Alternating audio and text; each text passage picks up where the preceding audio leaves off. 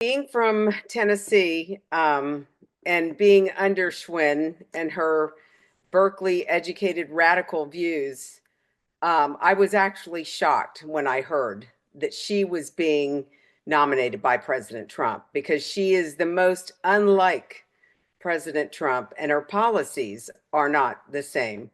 Um, you know, I've seen as a commissioner with the Tennessee Textbooks and Instructional Materials Quality Commission, I have seen the direct impact of the policies that she has supported, frighteningly under another Republican governor, Bill Lee. But I decided to call on President Trump to rescind his nomination of Penny Schwinn for the Deputy Secretary of Education appointment because of the policies that she implemented here in the state of Tennessee. I fought for a couple of years for Governor Lee to call for her resignation because of her policies, her values. But under her leadership, and this is what's important for the audience to understand, the children in Tennessee, and this is not just Tennessee, because she's been to Texas, Florida, but our kids were subjected to pornographic and anti-Semitic content in library books. For example, Me and Earl and the Dying Girl was one of them. She exposed Tennessee children to dark content like the Wit and Wisdom curriculum, um, all of which violate child indecency laws and obscenity laws here in the state of Tennessee, which is really troubling to me. She developed a plan, a well child program, to check on children from birth to 18 years of age to make sure they had their vaccinations and to document parents who refused the so-called optional program. And what's troubling about this, Andrew, is that she was targeting children from birth to 18. Now, she's the education commissioner at this time in Tennessee. What is she concerned about children at birth? They're not in her purview. It should be K through 12. But instead, she's sinking deeper into the trenches. She approved the adoption of the anti-Semitic CRT, DEI, SEL policies, even after Governor Lee passed a law, signed into law, a bill banning CRT. She hires 3 months later a math expert who specializes in CRT. So Tennessee children are still suffering the consequences of her failed policies. And, this is not what we want for America. We need real education reform in America, not the lefty, Berkeley educated programs. So that's the reason why I'm appealing to President Trump to rescind this nomination of Penny Schwinn. Of course, our kids are demanded. The republic requires it if we're going to salvage this republic after the last 4 years of what we've had to live with. Something I would also like to know is who recommended Schwinn to Trump. That person, to me, is a red flag in Trump's administration. You don't recommend someone unless you agree with their policies. And as Trump launches his Making America Great Again, he must rescind this nomination. Penny Schwinn is not there to shut down the federal Department of Education like what Trump has committed to doing. She is there to hold the line until Trump leaves and to try to salvage what they can on the federal level. And, unfortunately, with education, we do not have the luxury of time. It's time for real education reform and, of course, for real leadership with people with a proven track record. People like Richard Corcoran, who is the former Florida Commissioner of Education, who I worked with under DeSantis when we were working on civic standards in the state of Florida.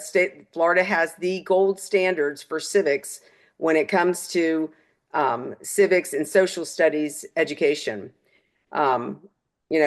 That's who, if President Trump is looking for somebody who shares the values that he shares and that Americans share, that we want for our children, then I would recommend that he nominate Richard Corcoran.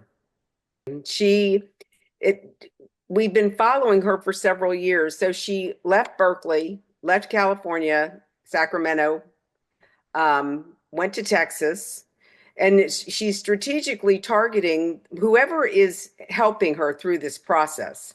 I'm not quite sure who it is, but they took her, groomed her in Berkeley, and then they took her to Texas. And if you talk to the people who've been fighting for education reform in Texas and the challenges that people have been facing in Texas with education, I mean, she was a mess. She was accused for mismanaging an $8 million project. But she went from Texas. She was there for a couple of years. Then she came to Tennessee. She spent, several years in Tennessee, and then she was appointed by Ben Sass to be the deputy uh, vice chair of University of Florida, which I thought was really interesting because that position didn't exist. He created it for her to bring her in.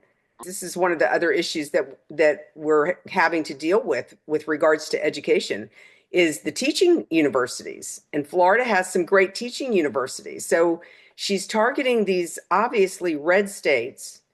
And now somehow somebody has put the bug in Trump's ear that he should nominate her. But President Trump, I know that he's very concerned about the future and the state of education. And Penny Schwinn is the last person. She would embarrass him ultimately down the road because she would implement her left policies, her Berkeley educated policies, and introduce them to the whole country. Well, there are a lot of people that he's chosen to be part of his cabinet who reflect the values of that mandate. But then there are other people that I don't believe he directly, I think somebody came to him, pitched her to him, because think about it. Linda McMahon hasn't been in education. I know she's passionate about the issue, but hiring a deputy secretary or nominating a deputy secretary of education like Penny Schwinn, she's going to be the one that's going to run the show. She's going to lay out the strategy. But again, I would ask President Trump to consider who it was that presented and recommended Penny Schwinn, because that person, again, is a huge red flag to me.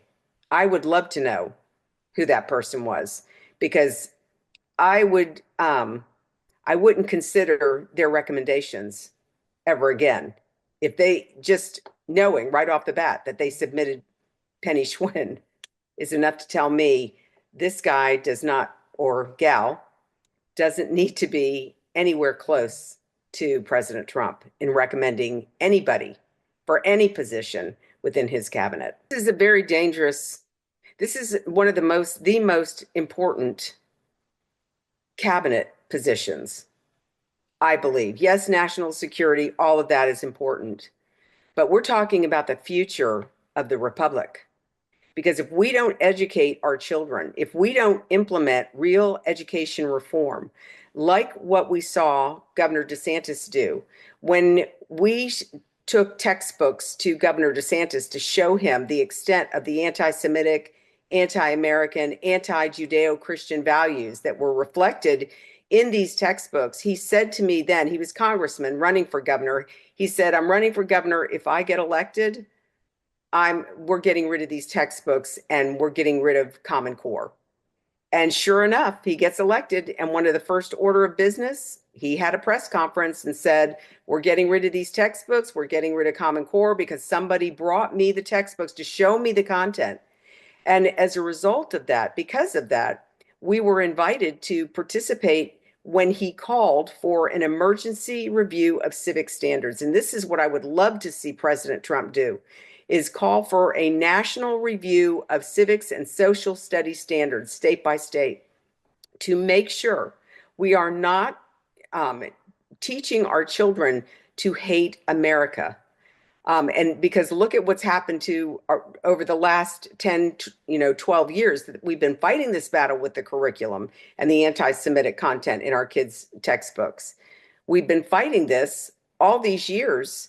And now if we can if we can get President Trump to call for this emergency review and adopt, use as the gold standard the civics and social studies standards that were adopted in the state of Florida. They are the best across the country. Nobody compares to what we were able to put together. I believe there were 8 organizations. We united together, and we were able to get these standards adopted.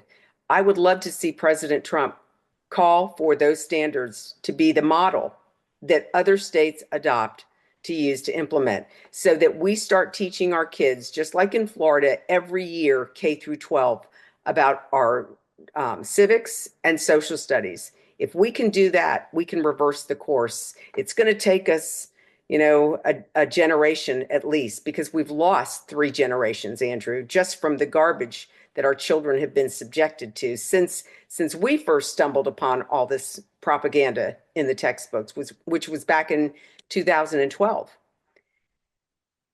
Penny Schwinn, this appointment that President Trump has recommended, and I don't know that he's read her background, but she comes out of Berkeley.